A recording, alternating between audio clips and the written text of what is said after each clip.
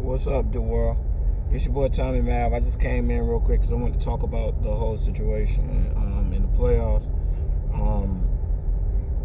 Tonight, no, tomorrow the Grizzlies play the Lakers. I think tonight the Heat play the Bucks, and really the only ones that I really care about is generally the Western Conference. The East is kind of like, I don't give a shit about any of those teams, so I really don't. The New York Knicks may be the only team that I'm actually like concerned, because I like Jalen Brunson. But I can't really I like the Celtics, but until they play a good team, I just don't care. The Hawks are not good. The 76ers are playing against the Nets, who are not good. It's like, what do you expect? I mean, there's no surprises coming out of there. The Bucks are beating the Heat. It's like everything's going how it's supposed to. The Western Conference is more of a mixed bag because so many good teams are playing each other. So many stars are playing other stars. Kawhi Leonard sitting out last night. Like I said, it's these newer athletes. The Anthony Davis is these guys, they will sit. They don't care how important the game is to the franchise. They don't care. I mean, this is a monumental game. You know what I mean? And to sit out that game because you had knee soreness or whatnot, I understand. If it's serious, then yeah, he needs to sit out because you may need him in the longevity of the thing. But I didn't see a noticeable limp or noticeable hampering. It just surprised me. Russell Westbrook played well. They're going to point out his mistakes. Rarely people going to point out how well he played. Most people try to point out his mistakes because it's turned into this polarizing argument in which you either hate Russ Westbrook or you love him. There's no middle ground with him, and it's just kind of annoying because I think the guy deserves better than that. Russell Westbrook is not going to cheat you. You ain't got to worry about Russell Westbrook sitting out an important game that could decide as a series. I'll take Kawhi. I would take Russell Westbrook any day over Anthony Davis, Kawhi Leonard. You know what I'm saying? These guys who are sitting out just cause. I don't. Like I said before, I don't want to say that it's just cause. Actually, that's irresponsible because I don't really know because of the extent of any of the injuries. But it's just odd. You know what I mean? They lost by 5 points. Could you imagine what they would have done had he played? Because they got literally nothing from anybody outside of Highland, Westbrook, and Norman Powell. They got nothing outside of those guys. I mean, it's crazy. They got 20, 30, and 42. They scored 124, yeah. But that means those three combined put up 95 of their 125 points. I mean, that's insane. So, to me, it just seems like it's concerning. They didn't get anything from half of the team, and if Kawhi Leonard stepped in and gave you 20 on 15 minutes, that would have probably been enough. Obviously, he plays offense and defense, so it's more to it than just that. But I just don't like that Kawhi sat out that game. And I hope that it was for a serious reason, not because he was being precautionary. Because, this is the playoffs. You're not guaranteed another. You guys stole a home game, which is very important. You don't give a home game away. These newer cats, I just don't get.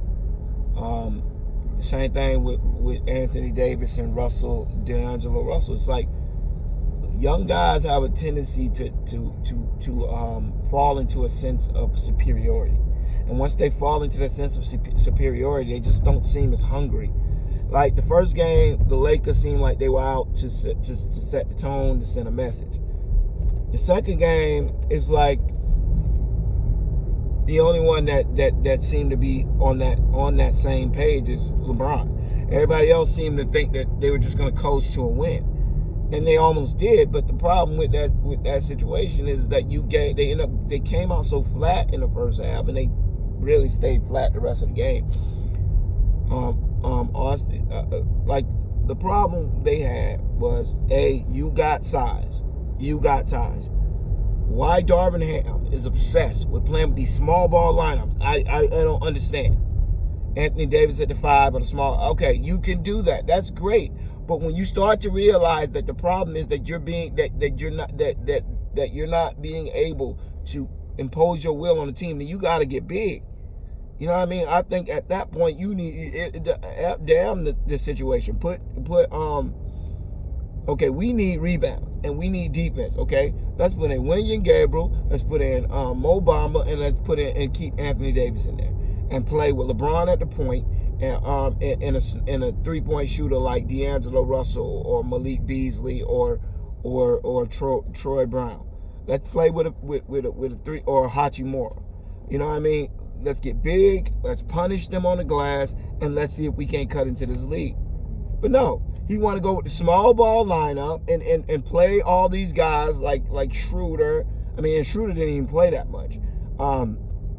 Austin Reeves and all these and these guys who are just not contributing, and they're not helping defensively. So you sit up there like, okay, they're punishing you inside. Tillman went off for 22, but mostly it was perimeter shots. But like I said before, when you got somebody he can shoot over, and then you have to, and Anthony Davis is the only one who's closing out on shots, it starts to get, Anthony LeBron, the only one's really closing out on shots, it starts to get frustrating. I mean, Anthony Davis is supposed to be a rim protector. He's not supposed to be out there protecting the rim and closing out on shots. I mean, it's kind of screwing him over. It's like, dude, the man can't do all that by himself. He can't. Yes, Anthony Davis is a great defensive player, but he can't guard the entire half of a court by himself.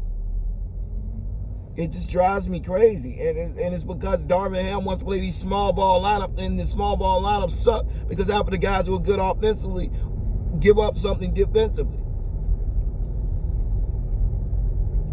You know what I'm saying? Rui had a good game. LeBron had a good game. Anthony Davis was struggling. Why? Because he couldn't get anything inside. Get the guy somebody inside that they can't just all key on him. The minute the ball goes up, he got 3 people on it.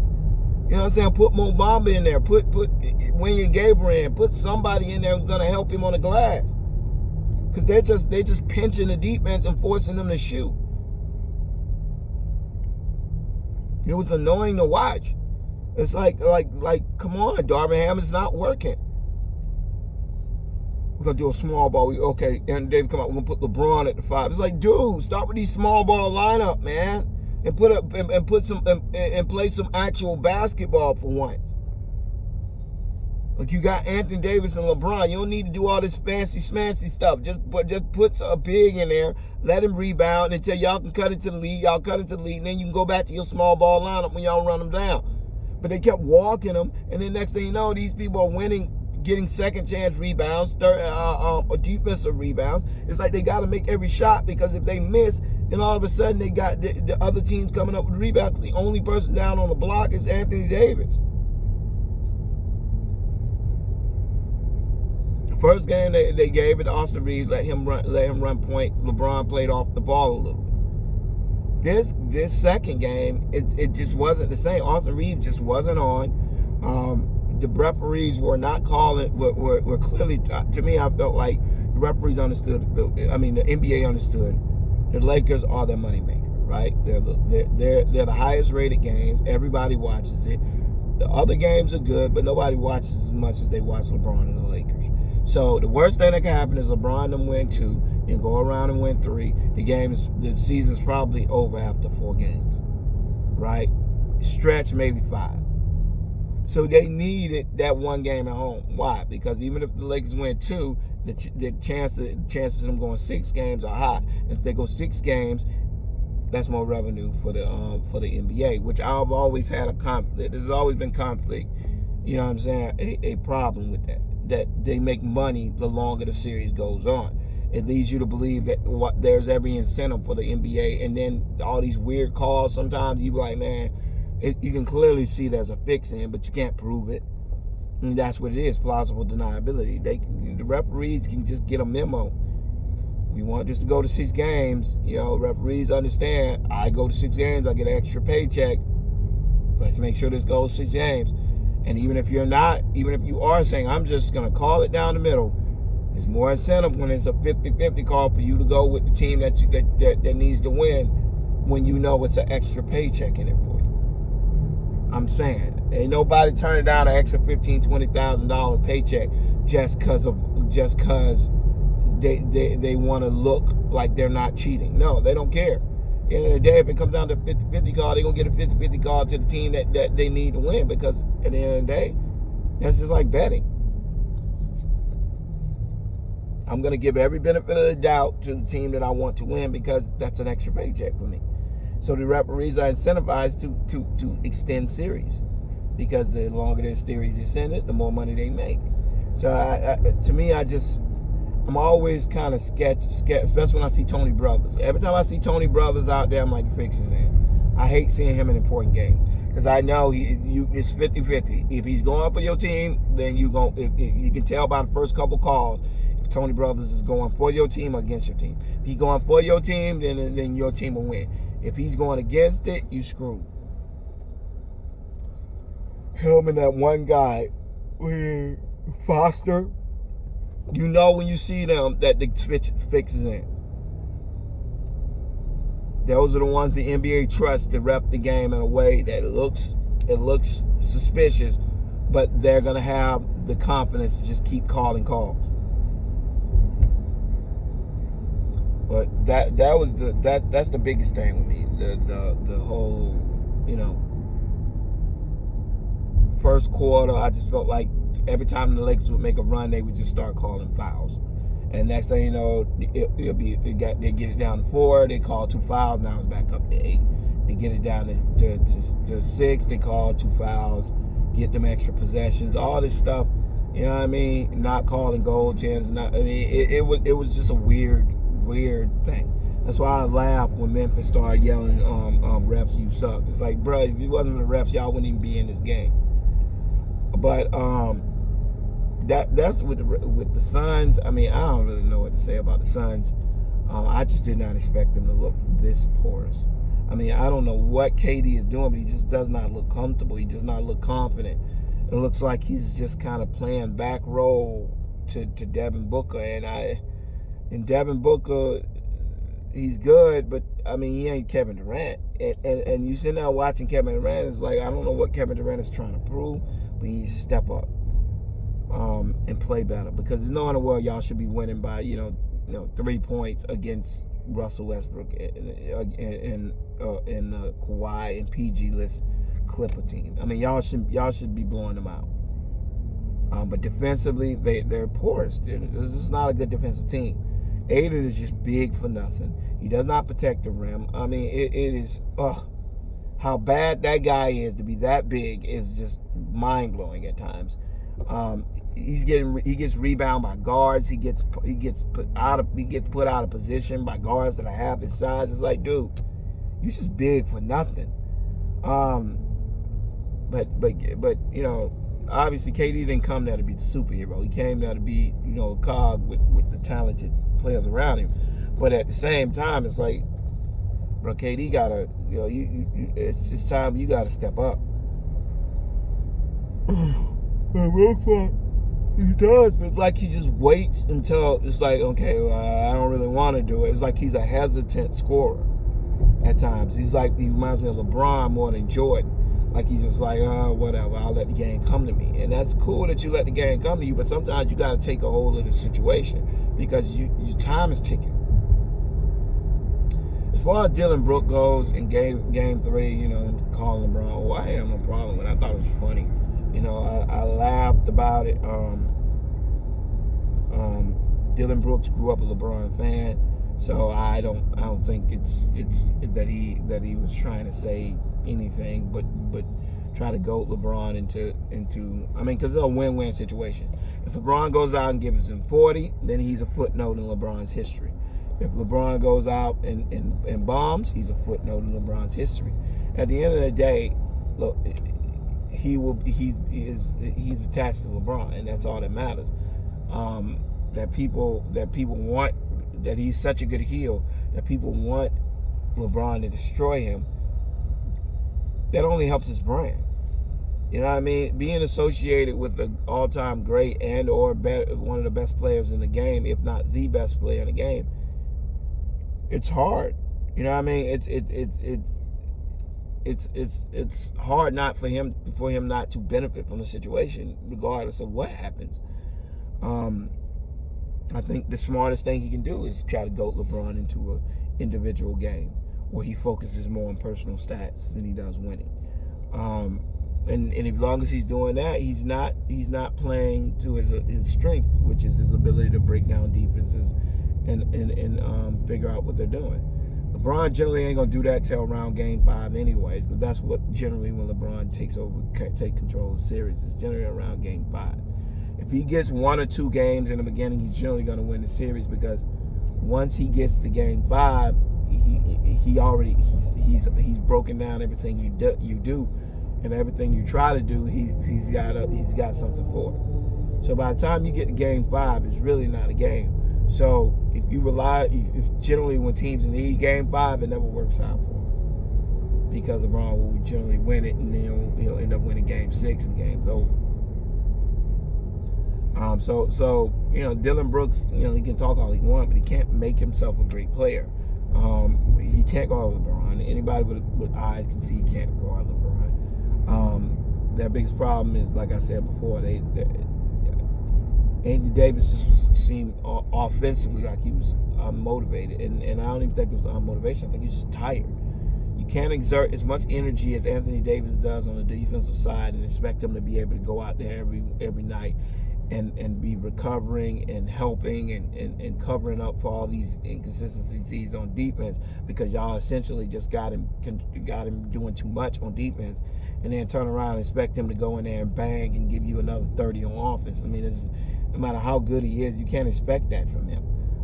You got to put Mo Bamba in there, let Anthony Davis rest a little bit on defense, and he'll be able to give you more on offense. Austin Reeves, I kind of assumed he would fall back to earth, as I told you guys in the last one. I said, what happens is that, okay, you beat us last game. Now, this game, we're going to force you to do all the things you can't do. We're going to make you do your weaknesses. Now, Austin Rivers knows, and he has the experience. Dillon knows, he has the experience. That's the experience that they need to have as playoff. That's what the playoffs brings. And understanding that you got to get better at the things that you're terrible at, not perfect the things you're good at. Because teams are going to force you to do the things you're terrible at. So you got to be so good at the things that you're terrible at that they start giving you more opportunities to do the things that you're good at. And a lot of times, a guy like Austin Reeves, he hasn't been in that fire. He doesn't know. So when he came out in Game 2, he expected to do the same thing he did in Game 1, but they're prepared for you now. They watch tape and they figure out what you do, and they're gonna be like, okay, so this is what he does. Stay, like I told you, stay down, make him make shots, don't bail him out, and he'll pass out of it, and you're good. And that's exactly what Austin Reeves did. What Austin Reeves got to realize is that you cannot be stopping your dribble trying to get people up in the air, and he has to hit his foul shots when he gets them. He was missing critical foul shots. He was getting to the line, but he wasn't shooting, which is odd, seeing as Austin Reeves gets to the line more than LeBron, even though LeBron attacks the rim more than he does. But that's another story. But Austin Reeves got to lock in and realize that he can't be stopping his dribble all the time. He too often he pulls up his dribble in an attempt to get a foul call.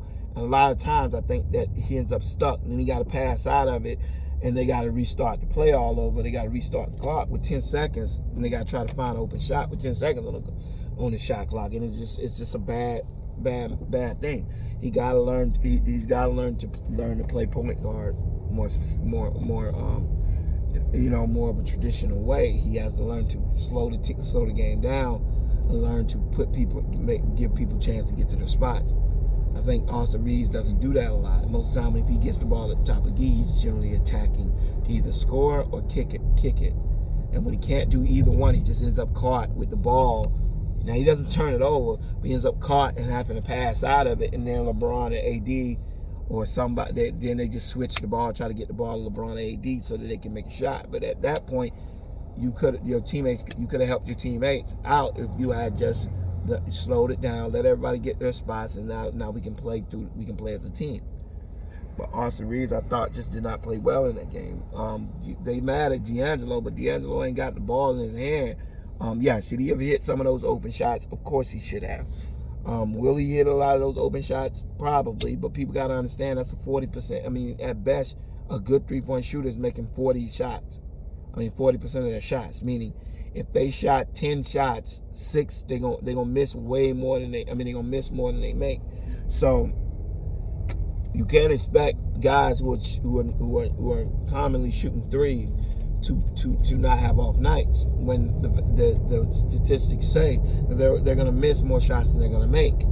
So if I got 8 and 7 of those 8 shots were 3-point shots, there's a good chance I'm gonna miss about 5 or 6 of them.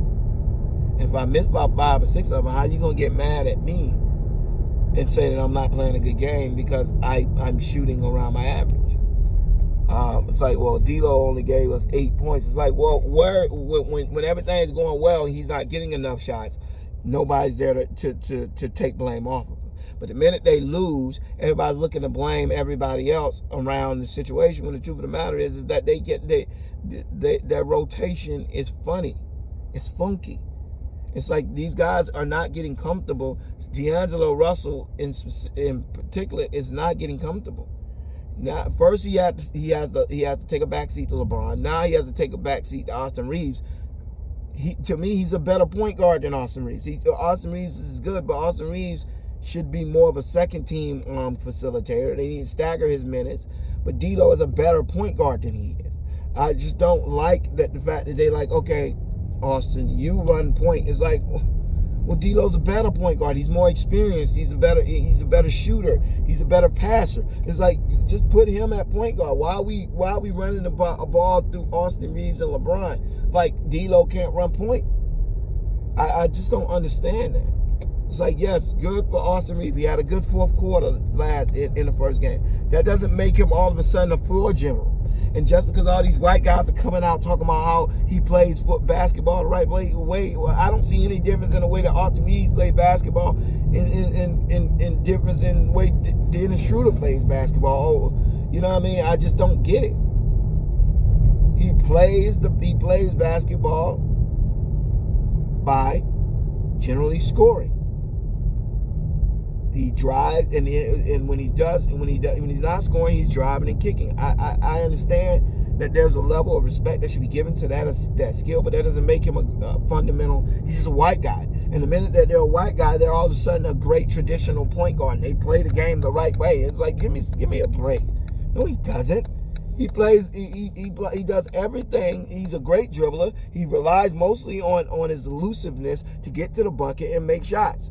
He's athletic. He's a good defender. To me, he's just a good point. He's a scoring point guard. He's not a facilitating point guard. I just think it's more of a race thing that they see him as this fundamental point guard, which he is not.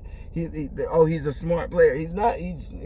He may not be a dumb player, but I would not point to anything about his game that would lead me to believe he's a smart player. No smarter than anybody else. I don't see what about his game makes him smarter than D'Angelo Russell's game. I don't see what makes him smarter than Dennis Schroeder's game.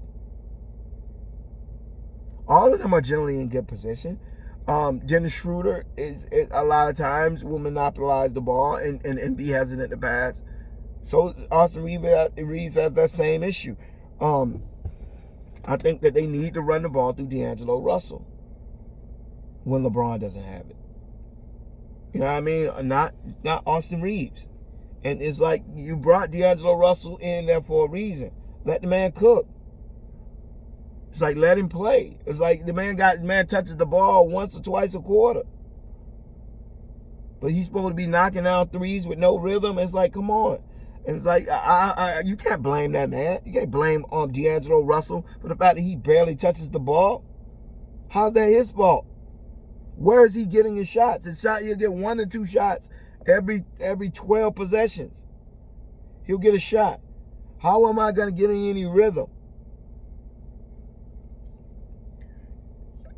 To me, I just don't. It's just a bad position to put that man in. Anthony Davis, he got to play better. D'Angelo Russell, that ain't on him. The guy's just trying to be a square peg in a round hole at this point. It's like I'm trying to figure out what I can do, but it's not much I can. You guys are taking my touches away. My usage rate is plummeting. Y'all giving my usage rate now to Austin Reeves. I don't like it. The Warriors game, I'm not surprised that the Warriors blew them out in the second game. The third game, even without. I kind of assumed they would. The Warriors are a different team at home. It's easy to beat them on the road. They've been a terrible road team all year, and they were barely beating them then. Unfortunately, the Warriors can't just win home games. They got to win away games too. And do I think they can get one away game? Yeah, I think they can. Like I said, you watched the 2 games in Sacramento. They were nail biters. The Sacramento Kings barely left with the win. The games, the game at Golden State was a blowout. Because the Golden State Warriors are just a better team than the Sacramento Kings. Sacramento Kings rely on running and moving and running up and down the field court, and they couldn't really do it with Draymond Green, and offensively they just couldn't stop with all 5 with Poole, Wiggins, Steph, Clay, and Looney on the court. It's like the depth lineup with Iggy. It's like pick your poison. You can sag off Looney, but that doesn't really help you because Looney's job is to just rebound, and they're rarely gonna have misses when you got those 4 on the court. So it was on them. It's like I wasn't surprised when Draymond sat. I think the mindset of the day was, okay, we just gotta score a lot because defensively we're not gonna have the same the situation. But the Sacramento Kings, they just weren't on yesterday, and it doesn't surprise me that they weren't on yesterday because as the series goes on, the legs get tired. Shots that were falling stop falling. Guys who were banging in the paint and getting the ball up, they're no longer doing it that well. These are all things that every team has to worry about, and these guys, and there's no exception for the Sacramento Kings. You can't run that much in a small period of time and think that you're not gonna tire after a while. And I told you, as the series wears on, the Warriors have a lot of guys who have played in the playoffs. The Kings don't have any. As time goes forward, those guys they're gonna keep tweaking it. The first game, and De'Aaron Fox went off. Second game, he had a little less of effect. Third game, he was struggling. Why? Because they're gonna realize that the head of the snake is not Sabonis; it's De'Aaron Fox. So let's double team him, get the ball out of his hands, or force him to shoot. That's what they did. They either double team, if he got the ball, they shaded over to his side so he couldn't drive. They forced him to shoot, and his shot was coming down, but he wasn't able to pass. He wasn't able to set his teammates up, and it was harder and harder. So they realized Sabonis, they don't have to double Sabonis. They can keep Looney on him and put Draymond on him, and Sabonis is just not that big. Just not that imposing inside. So when it's all said and done, guess who ends up winning that battle? The Warriors. And now they're struggling, trying to figure out how they gonna win Game 4. But as I said, all they're gonna do is they're gonna force them to play the same way they've been playing. Make De'Aaron Fox more of a passer, more of a distance shooter and a passer. When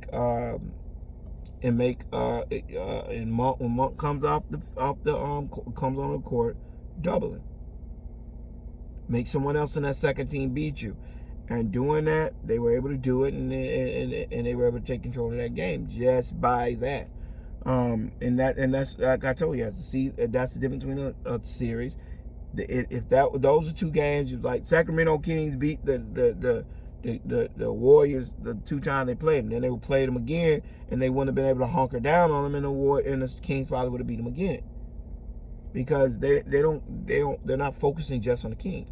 But now they're focusing just on the Kings, so they can just keep tweaking it and tweaking it and tweaking it and tweaking it. The same thing with the Lakers. The Lakers got way more deep playoff contending players. Well, I'm sorry, actually they don't. Really, but you got LeBron, you got AD, you got Schroeder's not really a deep playoff guy, and the rest of them are kind of just newer guys. So they have to rely more heavily on LeBron and AD to do that. While the Memphis Grizzlies are used to now, this has been 3 or 4 seasons now where they've gone deeper in the playoffs, and they've learned how to play playoff basketball. Now, do they have the experience that LeBron has? No. I mean, LeBron been doing it for 20 years, and LeBron's the leader of the team, so he can try to get those guys ready. How well they take what he's saying, that's another thing entirely. But anyways, please comment. Let me know what y'all think. Thumbs it up if you like it. If you're not subscribed, please subscribe. All right, y'all. Peace.